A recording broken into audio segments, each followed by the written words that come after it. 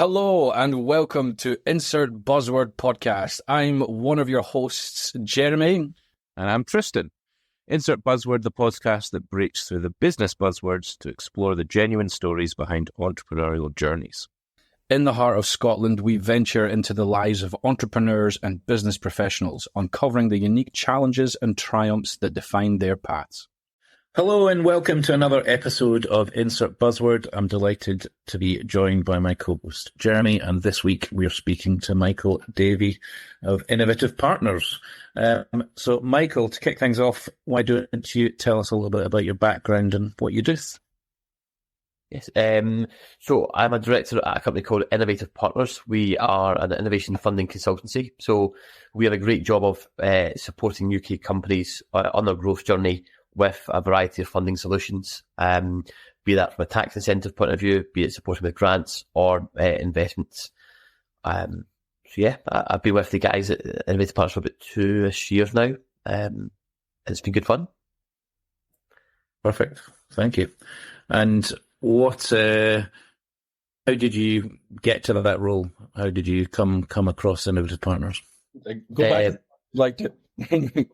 Yes, by pure luck is the honest answer. I think that so I had just exited a different company. I got the sort of confirmation from the solicitor on Tuesday night. So woke up on Wednesday, trying to figure out what I was going to do next. Was painting my bathroom, and I mean absolutely covered in paint. And I got a phone call from my now business partner Andrew, saying, "Michael, we've came across you, heard a few things, and we're keen to have a conversation, explain about the business and what their journey was." And I had to apologise. Can we reschedule this for an hour's time so I can get showered and get this paint off me?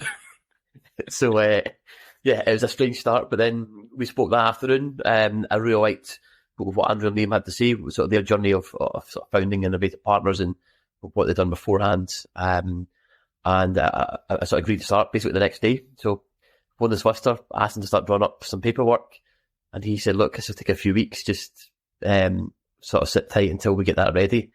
I said, "Nah, I'm just going to go." So much to discuss. I got started the next day and I've never looked back. Best decision I've ever made. Wow. Nice. Fantastic. Yeah. And do you want to tell us a bit about your sort of where it all started, your background and upbringing? Yeah, of course. So I still don't quite understand how I've got to where I've got. As the honest answer, I've been doing innovation funding for about 8-9 years, mixed with a few other sort of roles in between that. But so I grew up in a place called Bishop Briggs, which is the north side of Glasgow. We did live in Dundee for a couple of years before moving back to Bishop Briggs. So grew up, left, decided to go study in Dundee and a place just outside St Andrews as well. I sort of left after studying sort of golf, not quite sure what to do next. So it was a sort of finance, economic style course, all golf related. And I sort of fell into the world of sales. So my first role was out in sort of shopping centres and chapping doors. We were a reseller for Talk and one or two other companies. I worked on 100% commission. So if I didn't make a sale, I didn't get paid.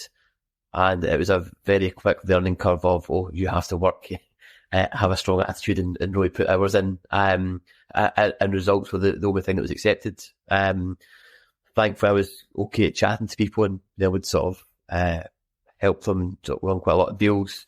That then expanded into sort of growing a team and then growing an office. Then we sort of grew into 7 offices throughout the UK. I then was approached to sort of go into a sort of technology company. So they were a reseller for a lot of, I'd say, tier 1 style clients. So again, started as business development manager and then sort of slowly helped grow the team and learn better contracts. And that led me into an innovation funding company. And at the time, I had no idea about tax, let alone R&D tax and grants and how people can support.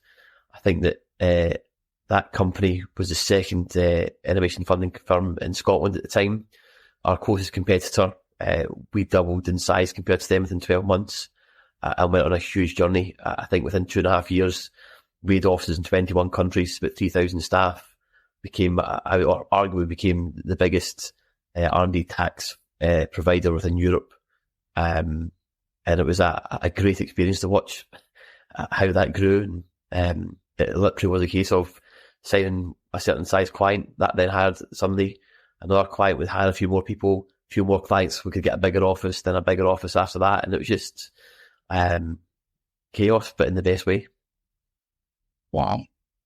So, yeah, so I've been quite fortunate enough where I watched that, then went to a few other smaller companies to help scale them. And it led me to Innovative Partners. And the journey is very much the same now.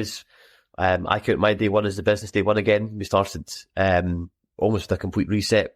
I've built different foundations that for us, quality's always been key, that making sure we do the right thing and support people long term, that the commercials somewhat take care of themselves, but it's actually how do we join the journey of growth and innovation. And that's really sort of seen in the results that we have and the clients that we built. So I think we, including contractors, are about 18 staff, got an office in Aberdeen, an office in Edinburgh. And yeah, it went from me covered in paint to where we are now. That's crazy. And like the timeline on that, the latest one, 2 years, was it? 2 years, yeah. I think it was literally start of March 22. So, jeez. Where are you based yourself? So I now live in East Kilbride in Glasgow. So commute to Edinburgh every day and trying to decide if picking up a place in Edinburgh is going to be the right move. It's surely, what's the commute, like an hour and a half? Yes, I'm quite a strange person. I get about 4 hours sleep a night. So I'm up by the back of 4, so I'm in the car for about 5. And I've been trying to go to the gym most days, but if not, I'm in the office for the back of 6. And then by the time I leave, say 6:30, 7 o'clock at night, that again, I've got an hour's commute. There's no traffic, so it's not too bad. That's wild. Yeah, the move to Edinburgh must feel quite appealing, surely, no? It does until I've seen the house prices. Yeah. So, yeah. Yeah, okay. I just think of like East Kilbride, like, yeah, sometimes I do the commute to Dalry, so like the distance is probably not too dissimilar. Yeah, that's brutal. Through town or the M74. Either one, I guess, yeah. Okay, right, where do I start? So, the sales role, commission only. Yep. Sounds brutal. Was it? For me, no. I think that growing up and even now, I've always been inspired by family and friends. I can chat to a complete stranger and know the whole story within half an hour, and that seems to really fit that role. Because I think especially when you're out in shopping centres, catching folk and sort of understanding where they were in life, and just, you know what, we can probably save you anywhere from £40 to £100 a month. That was quite a high figure for a lot of people. So I wouldn't say they were talked into it, but they were certainly made aware of better deals and we could help them. So I certainly found it more fun than others, but with a huge turnover in staff. People would come in for 2 weeks and give up. And don't get me wrong, guys, it was a horrible job for people that you're in the office at 6. You're probably not leaving the office till 7, 8 o'clock at night. You've travelled to a location to sort of try and make sales. I'd say it's a huge pressure to really hit targets, but one to cover any kind of basic wage to survive on. So it's a lot of young staff at the time, but not everyone. But I think you'll learn very quickly if you're cut out to carry this on, or if it wasn't for you. Wow. And like, there's, it's like sales is a lot of what I'm doing at the moment. How do you stay motivated? Right? Like, if it's obviously more no's than yeses, I can only imagine like the commission only. And I guess that's kind of where we are just now, but yeah, what would your key bit of advice be to like, stay in the game, keep trying? Honestly, I think it's something that's unteachable. I think it's purely down to mentality of, can you keep driving yourself and just keep going? That we had stats from new staff saying that if you spoke to 300 people or stopped them at least, you would make 3 sales a day. And that was sort of broken down to where you'd probably have 50 half-decent conversations. You'd then probably have 20 presentations, 10 of which would get to contracts. Out of 10 contracts, you'd probably get 3 signatures. So there was size behind what we did, but at the same time, you still had to be positive, standing on your feet for 8 hours a day, on top of the travel and everything else and training. But 3 sales was probably a minimum, I'd say, to break even, probably make £100. better people were hitting 6-10 deals a day, every single day. Again, I used to work sort of Monday to Saturday, so I'd finish the office and maybe 5-6 o'clock on a Saturday and head straight out, really enjoy my night, and then I'd have sort of meetings with the team on Sunday night and then start the week again. But it's probably been the best lesson for me in terms of maintaining a positive attitude. And I think even now, when I hit really sort of high stress moments, I can go back to those original days of, actually, we can work through this. It's not going to be that bad. There is a solution. We just need to find it, and let's just keep going. And I think as long as you keep going, you get the results. Agreed. I think like when I have these moments of like, gosh, goodness, it's tough. It is the numbers thing. Is that if I reach out to X number of people, it will create results, right? Like it just does. Like just if you do the work, the results will come. Yeah, I think so. I think sales is all about. We describe it sometimes as being a farmer. As long as you keep sort of throwing seeds out there, things will start to grow. Sometimes it takes longer than others. Sometimes you've got no idea why that contract just landed on your door, but you've probably built up so many processes and conversations and activities to get to that point that eventually the domino has to sort of fall. Well, that is great advice. Yeah. It's like, are there any big failures or setbacks that you've experienced that have continued to shape what you're doing? So rather than thinking about the positives, what was like a big key negative for you? I've had loads. I've been approached to take on jobs that I've turned down, or I've taken jobs that I should never have taken as well. We've won clients that I thought would be great fun and turns out to be a huge headache. I think that, especially when I look now at Innovative Partners, and I would say we're building a company in the right way, at the right speed, with the right people. There's been so many failures in the past that now teach me that this is exactly what we should do. And don't get me wrong, I still make mistakes. I've got 2 incredible business partners. They really help drive me. That I think I've got quite a strong engine to sort of just get in and get going and build. But every single day they teach me new things and help me develop personally, which helps the business. But yeah, I think that if we look at one side of hiring people, I've employed some shocking for different roles that we should never have done. But in the same vein, I've also probably been on the end of that. Somebody else say the same, that they put me in a position that I should never have had. So, yeah, it's always swings and roundabouts. Awesome. What is it that drives you in those kind of challenging times? What keeps you going, motivates you?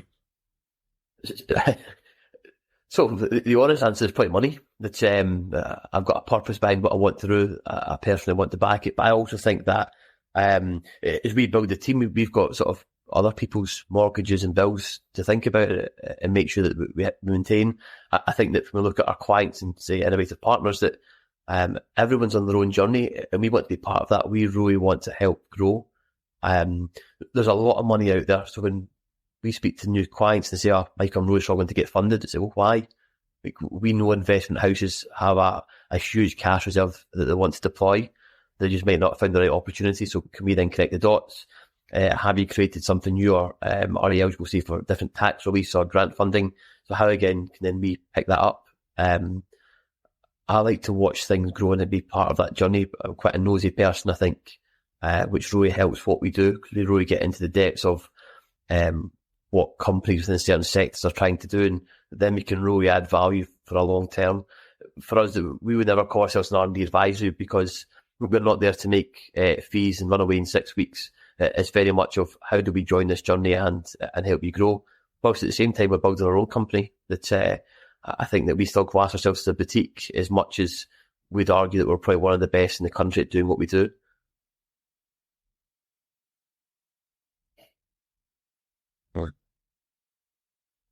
Was there any experiences or influences in your early life that has kind of shaped your viewpoint or kind of influenced your motivation for money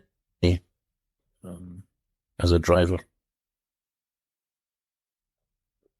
Yeah, I would say that there's probably a few things that I never grew up in a sort of wealthy household. I think that I've got a younger brother and younger sister, and my mum did everything she could, but everything for us, we had a great childhood, so that this isn't a negative story in any way, but I think that we always had to work, that I was never, I say, naturally gifted at sports or at school or anything. So when I came to exams, I had to work hard to study for them. I think that when I played sports, that I'd go out my way to sort of travel to sort of then be able to make training to then sort of develop it. That I love playing golf, but if I'm not hitting 100 balls every couple of days, I'll lose everything that I do. So I think for me, it's always been anything I've done in life I've had to work for, which many people will say the exact same, but I think that then getting that first job that was 100% commission, that taught me an awful lot about myself, where it's, you know what, I'm on my own, let's just go and get this done. I think that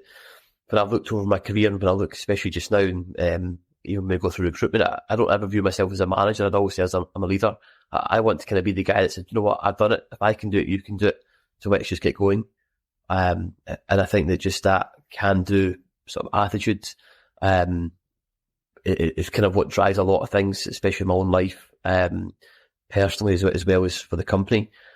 And then trying to, I think, have that number where I can get to the point that whatever bill comes in at the end of the month or that year, I don't have the worry of, oh, can I afford it? It's, do you know what, it's taken care of. Let's go figure out the next challenge.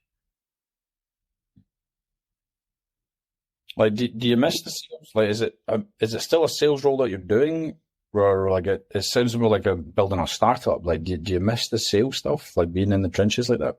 Yeah, massively. That's what I'm trying to get back to now. So, yeah, I would much rather sit with clients and figure out their journey and see how we can support them. And it's very much now where we are that, as I said, that my sort of business partner, he's been very focused on helping, trying to make our business very processed. And we've made a lot of new hires this year, bringing in an FD and a sort of finance team to support him. We've got a head of operations now, which she's doing an incredible job. It's taken a lot of admin off my plate, but also creating new processes that I've probably never had for 4 or 5 years. And it means that I can try and get back to being client facing, try and building the sales team, and really enjoying what we do. That in a real cynical way, we get paid to give other people money, and it's the best job, I think, especially for me, because every day we get to learn about weird and wonderful concepts.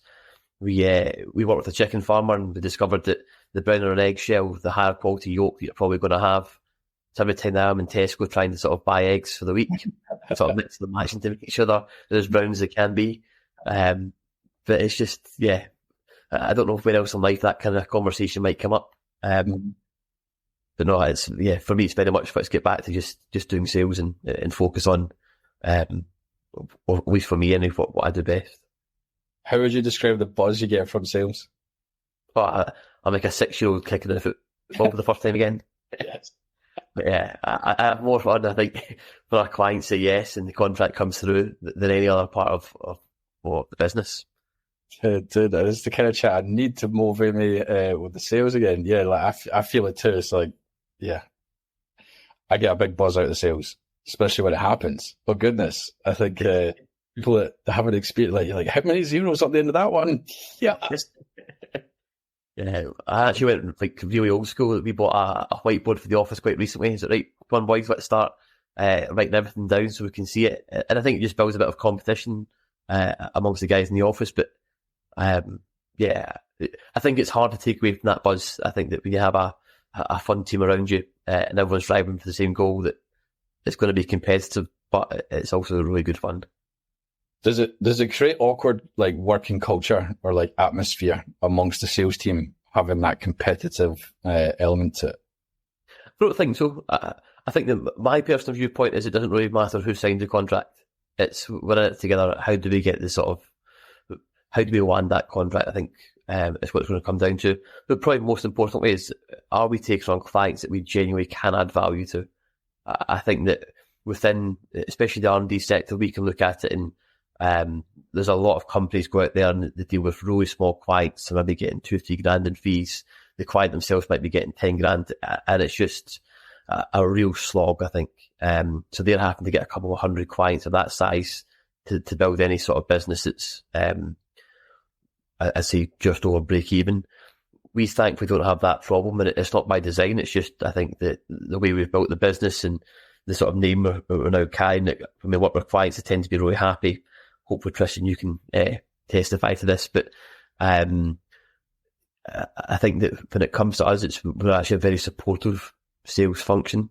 And it's a case of if there's someone that's got more experience, then they're invited into the conversation, because really it's about how do we deliver to clients. At the end of the day, though, I still will rub the boys. It's okay. If I've got 2 clients, how many have you got? Yes. Love it. I've got a new part-time job. I'm selling like luxury camper vans down in Camper King, Scotland. Okay. I did my first two sales in a weekend, and it would be inappropriate of me to tell how much I did in 2 days. But yeah, oh goodness, the boss was delighted. Yeah, and I think, like you said, like the product kind of sells itself, right? It's like, you either want it or you don't. Like, I don't need it's not like a sleazy car salesman type role, because it's like, sure, they're real nice vans. Like, if you want what we've got in the forecourt, it's going to sell anyway to you or the next person. But yeah, that feeling. I think you're spot on though. Like, teamwork makes the dream work. So like, with me and my 2 colleagues, there is a bit of banter where it's like, no, I spoke to them first. That's going down in my list. But we know that, yeah, do you know what? Teamwork makes the dream work, and it helps to pay the bills when we do it together. It's like for the business that you're currently growing, like how big do you think you could go? Like is there an end goal in sight, or do we just keep going till it's, yeah? Yeah, I think so. I think headcount wise, we're producing similar results to when I was involved in a different company. We had probably about 65 staff. So I think headcount wise, we don't really care. We don't have a number in mind, and probably will try and keep it quite lean, because we've probably got really high quality, and we want to maintain that. And I think it's got to be a natural growth. We could go out tomorrow and recruit 10 people and put 8 of them in sales and go win a lot of contracts, but our quality will probably dip. That's not the focus. I think the plan is to sort of take on another few hundred clients over the next sort of 12, 18 months. I think really cement ourselves in the UK market, that we've been exploring whether we should move into the European space to sort of support further afield. But I think right now let's just keep doing what we're doing, taking on clients at the pace that we are, and just sort of maintaining our status. But yeah, I think that there's so much potential in terms of growth. I think that from grants providers, be that government backed or not, I think that when we look at the tax side of things, there's a lot of documents in the press and going around about R&D tax, and some negative companies that have been doing a really bad job, and compliance has been on the floor for an awful lot. So I think over the next 18 months, it's going to be sort of rocky waters, but we're quite comfortable in what we do and the result we'll get, and actually sort of see us starting to grow quite quickly. I'm sure there'll be other companies in our position that do the exact same. They'll be able to ride the waves and grow as well. And then it's where do we take it next? That we started investing in companies, and that opportunity came out of nowhere. It wasn't on the agenda when we were first sort of building the business. And now it's a very big part of our service that we partner with probably half a dozen, maybe more now, investment houses. So when we can't follow around or, I suppose, to support a company with the funding needs they have, we can take it to one of these houses and say, this is a client, we think it matches the portfolio you have, and can you help them, basically? And we're seeing this grow and grow, that we get decks every single day, so passing them out and being able just to follow the journey in a small sense, it's been good fun. So I can see that arm sort of growing, and then again, these investment people come back to us and say, well, why don't you get involved in the R&D tax and the grant side? So it's a nice sort of 360. It sounds exciting. Constant deal flow investment. Yeah, that's exciting. Yeah, nice. What are some of like the key growing pains that you've been experiencing as you grow the business and the team? I think finding the right people was probably one of the hardest things. That for a while we knew 1 or 2 positions that we wanted to fill, but actually going out and finding people that match probably our values, and pace is probably the right word. That look, we can go out and take on 20 clients probably within a month. Not all of them are going to be the right fit if we're going to go that fast. And then we need the back office support to sort of look after those clients. And I think that we found there was a slight gap where we were either incredible at sales in the back office that needed to catch up, or we had the back office running fantastically well, but then the sales function wasn't doing the same sort of pace. So now it's a case of, I think we have all the right people in the business that we want. We've implemented a sort of platform structure that we want to sort of really roll out to our operating system. And so, yeah, I think we have the right people now in the right place. We're growing with the right types of clients. And I can just see it now being an easier way to grow. But yeah, time will tell. Hopefully in a year's time I'll be back on the podcast and can update you. Can't wait. Tristan, would you like to come back in the room? What, is he even there? He's not. I thought he was just being quiet. Let me just quickly check the text. I think I've dropped. Yes, you have. Right. Just you and I till Tristan figures out his internet. He's on Elon's satellites. Okay. And there he's completely gone. He'll in a minute, I'm sure. I'm just quickly gathering my thoughts. Growth. Interesting you say that it seems to mostly revolve around people. Oh, like massively. So like challenges around growth and bringing on team members. Do you enjoy the HR stuff? Personally, no, I hate it. Yeah, me too. So, yeah. The passion. It's my least favourite thing. Oh, goodness. Yeah, the solicitors are going to hate me, but I hate having to think about HR internally. I hate having to be involved in most of the recruitment process. And I think that so much of it's old-fashioned now. I think that, yes, it's great for someone to have, whether it's a college degree or a university degree, college diploma or university degree. And it's great that some people might not have that, but they've got fantastic hands-on experience. But I don't think one's better than the other. I think that everyone can add value, and it's, you know what, if you've got the right attitudes and the right values, then why not give it a go? Yep. Do you have an HR manager? Is that delegated at this point, or still having it yourself? Yeah, it's kind of amongst a few of us. I'd say it comes down to a monthly basis if we have to classify it as an issue. Yeah. But, yeah. I also think we're small enough in the fact that we don't really have these issues. So we have a sort of legal team behind us that I think if something ever came up, we are covered. But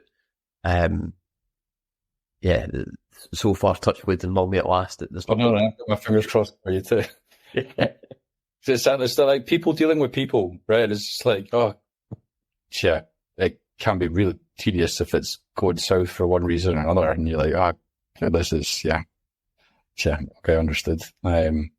So I'm curious around the sales team and the sales function. So when it comes to incentivizing, how does that work for you guys? Or what is it? Because just genuinely curious. Are the ceilings or because for others that I know that do sales, for example, they'd be like, well, I'll hit my target, job done. Because if I do any more, I'm not going to make any more. And it means my target next time is going to be even higher. So what's your experience of what works well, what doesn't? Tried different models over the years with different companies. I think that I've never been involved, I think, in my career where there is a ceiling. Everyone's always been incentivized, and actually in some of the better companies, I would say, that had a higher focus on the sales team, it was once you hit target, accelerators start to kick in more and more as you go over target. So if we say that your target's 5 new contracts for the month, if you hit 6, you might get an extra 10%. If you hit 10, you might get 25% extra. If you get whatever it might be, you're over incentivized. It was a place that if you hit a certain percentage over target, you get a Rolex for the year. And that was still on top of the cash incentives that you got. That I used to be, I actually got to organise a Christmas incentive in a company years ago, and I loved it. And I think it's something that still happens in that company, or at least I hope it does. So I used to get given a budget, and I could go out and buy basically a table worth of prizes and it would range from a can of San Pellegrini right up to the likes of a drone or a high-end ticket. And a raffle book would put numbers on every single item. And I mean, there could be 200 cans, and every can had a different number on it. And it would be that depending on what department you were in. So if you were saying sales and you signed a contract, then you would get to put your hand in the tombola, pick out a number, and you won the prize. Nice. And this was great fun. But I think I had more fun going out shopping for it. I'd be in Costco picking up all kinds of sweets and cakes, and then going away off to try and find some better prizes. But I quickly discovered that the sales team were more excited about winning a can of juice. That afternoon, it was a bit of a reward. It's like, okay, I've hit my sort of quota. I've got my can of fizzy juice, and I can sit back and enjoy the afternoon. That's class. Yeah, that's cool. So, but yeah, I would say most sales team is going to be around money that I'd certainly worked with. It's how can we add on, or how can we do days away? So it might be let's go do a fun golf day at Glen Eagles or St Andrews, or let's go hire a boat somewhere and have some nice food and drinks. That, for me, sales is the most important department in the business and the one that should be looked after. It's very much like sport, which is probably a good thing for me. But it's all about how do we support and build, nothing else. And like, have you had to fire people for not performing in the sales team? Yeah, done it a few times. It's something I wouldn't say I enjoy doing it, but I think it's something that's just an honest conversation. And I think before you get to that point, most people realise that it's probably not for them. I remember having an incredible lady working in the team, and she was, everything was 10 out of 10 until it came to try and get a contract signed. And if we had the opportunity to have her more as an account manager, I think she would have been one of the best in the business. But that wasn't what she was hired for. We didn't have space to move her. And actually, before we sat down, she came and said, look, guys, I know where this is heading, and I think it's time for me to sort of move on. Can you give me a few weeks to sort of find my bearings? And I think that's probably happened more than we've had to sit down and say, you know what, it's not working out. We're going to put you on your 2 weeks, and away you go. But yeah, the first job I had, we got rid of folk very quickly. But I think we had to. They're not making money, and it's just, you can see the pain in their eyes as much as there was determination there. It was just, look, it's not for you. Let's just call it a day and move on. Fair. Tristan, you have come back to the room. Elon's blending some wood. Resurrected, yeah. I don't know what's going on, but I'll blame the weather. But, clouds getting. I'm back. Yeah, but I can confirm that the experience with Innovative Partners is very good, and I've not been paid to say that. So, and I would say I don't know what the intention is with Innovative Partners in terms of its USP or how you envisage the customer experience, but the reason why I'd recommend you guys to anyone is just because, you know, majority of the time you just make it so easy and simple, and that's all from my perspective a company probably wants, is that, how can we access this saving, like you said, you're selling a benefit, effectively, and how can you access it and take away the kind of headache of figuring out what you need to do to achieve that. So, well, yeah, that's perfect. If I can put that on the website, I'll be delighted. Yeah, we'll sell you the recording after.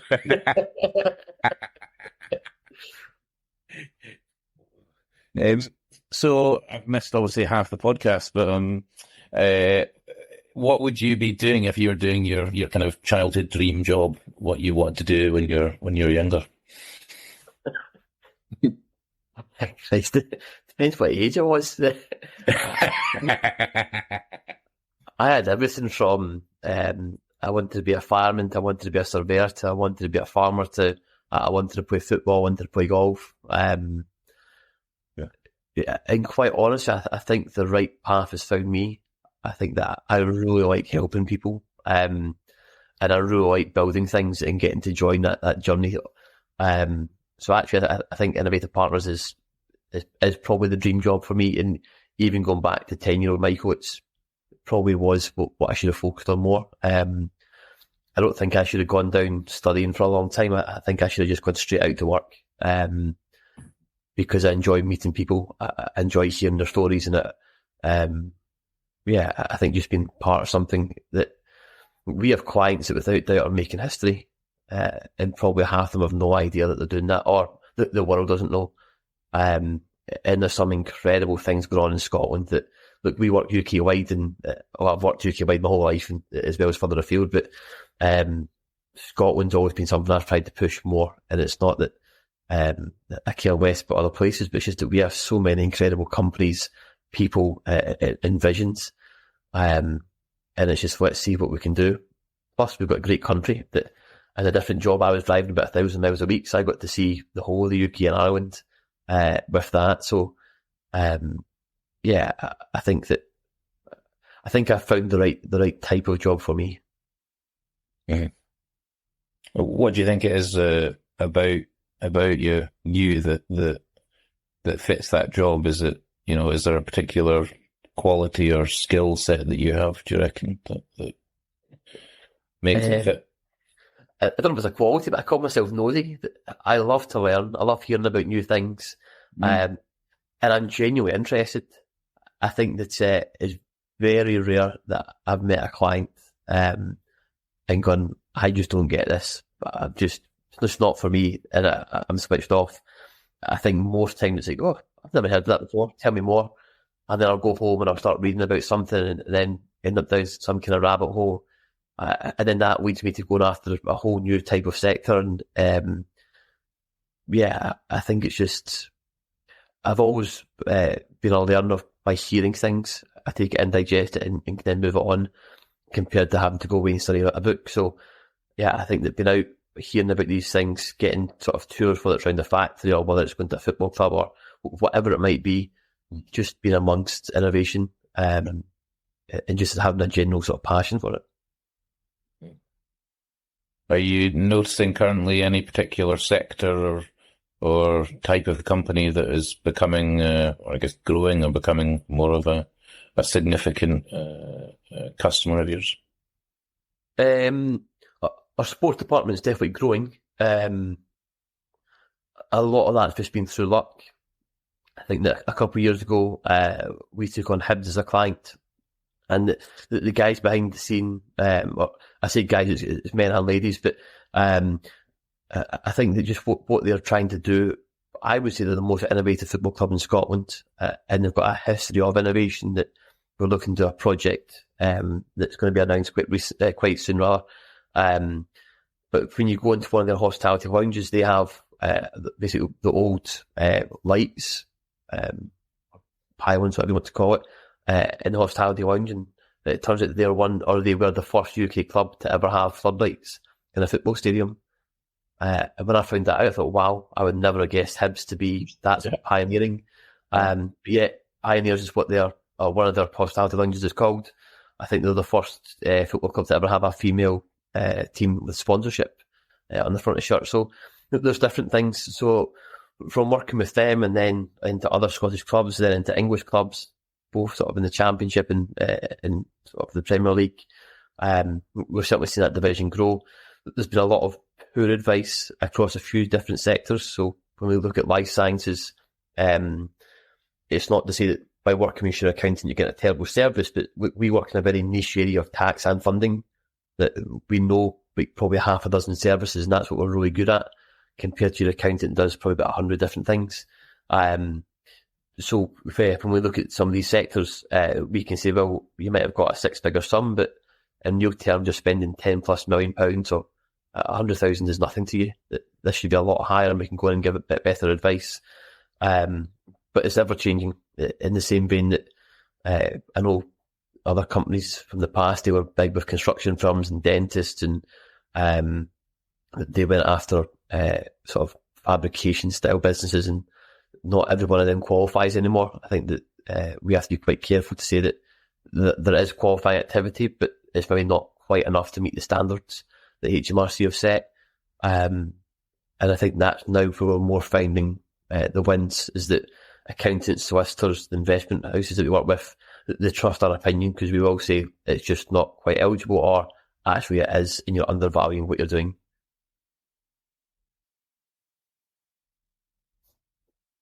Do you have experience in US and Canada? Yeah, so different companies have said that they had 21 offices around the world. Canada, I think they had 4. Just before I left, they opened the second office in America, so it was in Boston and San Francisco. I didn't have direct access for a long time, but I certainly learned the tax schemes and what was going on. And I've got sort of a friend that's got a company out there now, and we stay in touch, so we can sort of make introductions so they can look after some of our American clients. Would you have any advice for a Scottish company looking to start out in America? Be careful how quickly you do it. And it's more, I wouldn't say it's my advice, it's probably something I've gained from different people over the years. I think that America's a completely different concept to try and get into. Even now we're speaking to clients and they take a year, maybe 2 years to really sort of figure out if it's the right move and if they can do it. That if we look at some of our clients in food and drink, there's people that have gone there and it's failed within weeks. And there's other companies that have spent millions upon millions of pounds and they're just making it happen. And it's not an easy, I think, country to crack if you're looking there first. Look, it's a great place. I worked out there for just about a year when I was younger, within sort of football academies and whatnot. But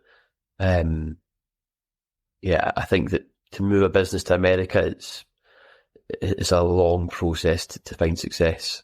And sometimes that distraction is not a good thing.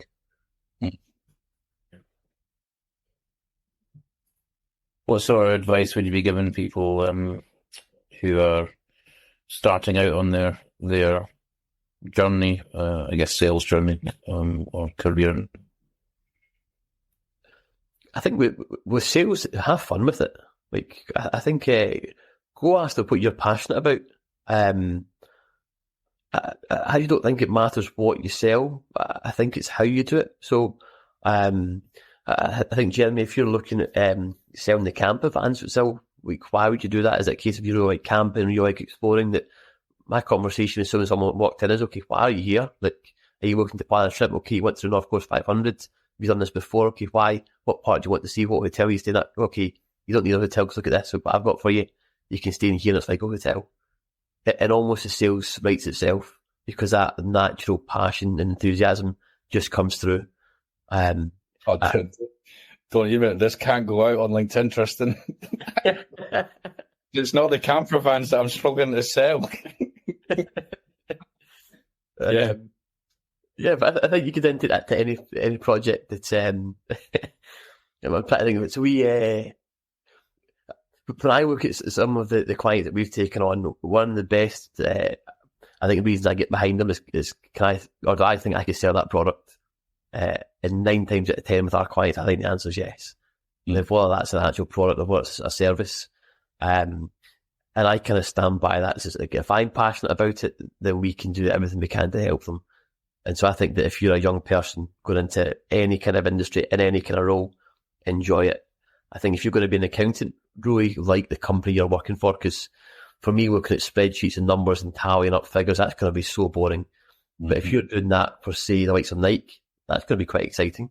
If you're doing that for an investment house and it's tracking all the investments, starting to sort of see what those companies are doing instead of it being a number, I think that becomes quite interesting.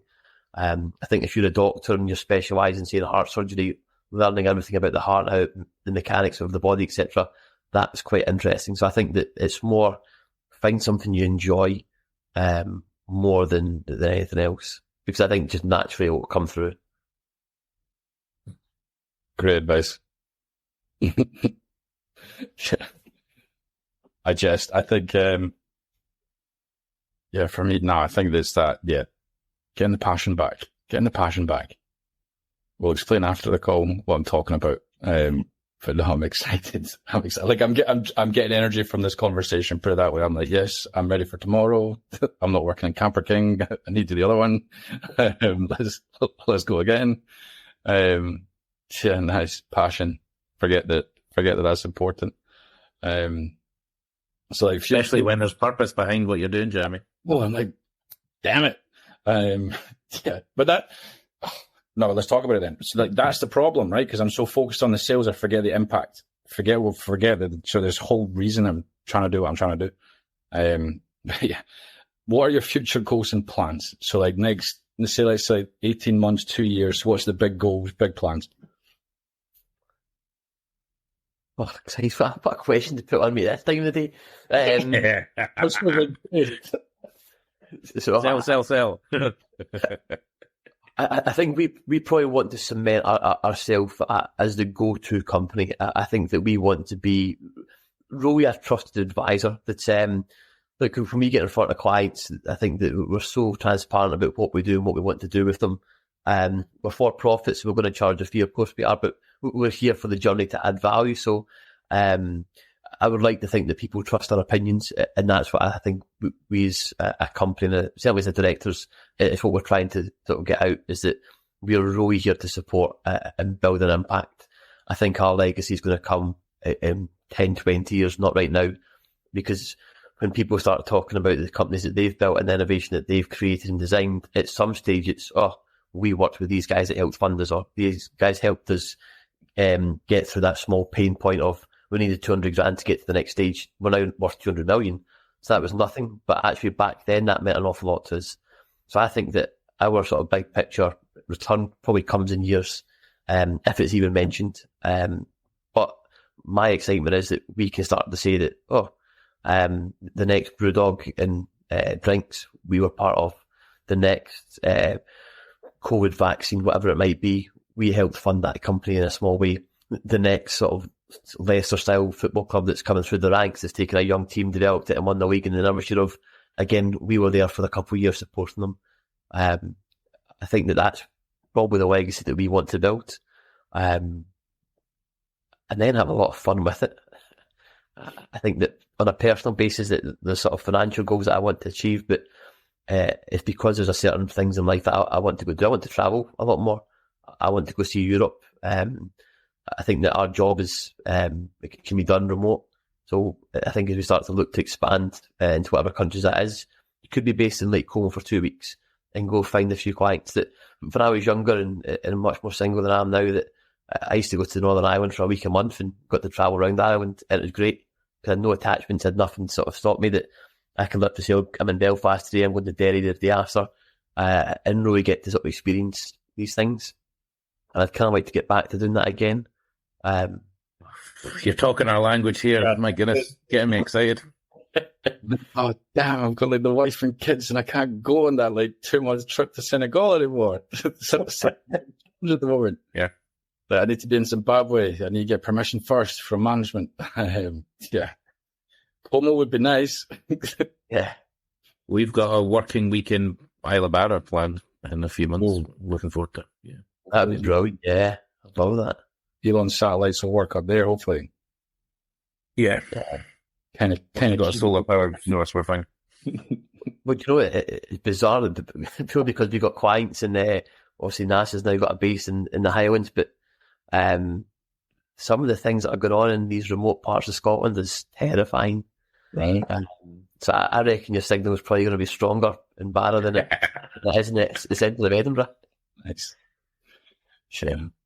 No, I'd like for personal goals and whatnot, dude, that'd be the dream. Like mountains, forests, solid, fast internet connection, and just do this thing remote. That'd be class. We need to get these satellite internet plugged into one of these camper vans, and we're sorted. Oh, that would have no bother selling that to some of the customers. Yeah, with the media kit, like the media kit's sick as anything. It's like projector goes on the roof, you're sitting back in the van, hook it up to an Elon satellite. Yeah, I'm going to suggest that on Friday when I go back in. We need to have Starlink on the price list. Yeah. Jeremy's also got a bell tent with a wood burner. It's very nice. Yeah. Enjoy the outdoors. Yeah, we digress a wee bit, but it's been giving us bother all night, your Starlink, but that was pretty cool being in the middle of nowhere. Yeah. It did kind of ruin the spot for me though, because I go to that spot because I don't get any phone signal, but the battery only lasted 45 minutes, so I was quite happy to be disconnected. It was a test. It was a pilot. And the novel, you'll be able to, flick through whatever at my quiet spot. That was pretty cool. So conscious of time, but sort of final thoughts for listeners before we do the last couple of bits of the podcast. What would you, key bits of advice or wisdom at this late hour that you'd be keen to impart on anyone listening? Just give us a call. We can help you with that. I don't really have advice. My motto's always been there's always a solution. Let's roll the dice, see what ends up. You're going to have a good day or you can have a better day. I don't believe that you've got a bad one. I think that it can always improve. And just keep going. Trust the process, find the solution and move on. Boom. Nice. Yeah. I'll put that into practice tomorrow. I always, Jeremy, I was like that video of Kobe Bryant when he's talking about, I think, about doubt or something or failure. And it's like, whether you're successful or not, like, why worry about it? Because you've got to start again the next day regardless, so that's something I have on repeat when I'm like, what's going on? Just to remind myself, just keep going. So the name of the podcast, insert buzzword. Is there a particular buzzword that you hear in your day-to-day that you're either very fond of or hate hearing?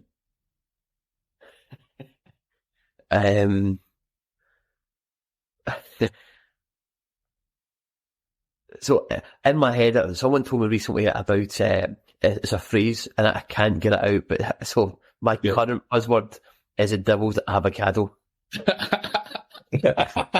And I don't know why, but in so many meetings in the last week, in my head, I keep going to say the devil's advocate, and it keeps coming out as the devil's avocado. So avocado's probably my buzzword right now. Awesome. Amazing. I think that'll be a unique one for sure. I would think so. Do you know what, Tristan? I guess with that, been a pleasure to have you on this evening, Michael. I have taken a lot away. I'm feeling very enthused. And I'm looking forward to getting some sales under my belt. Quick snap.